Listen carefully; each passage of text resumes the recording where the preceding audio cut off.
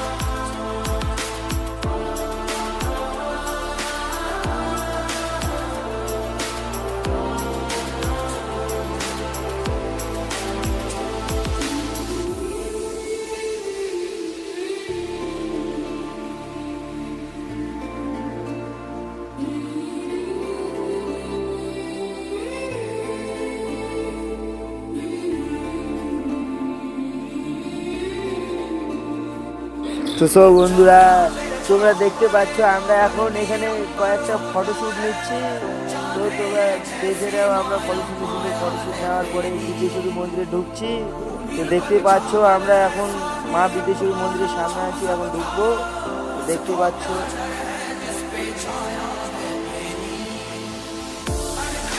জয় জয় বিদ্যেশ্বরী মাতা কি জয় হোক।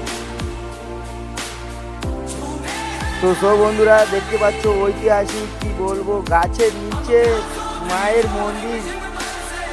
তোমরাও যদি দেখতে চাও তাহলে আসতে পারো বন্ধুরা।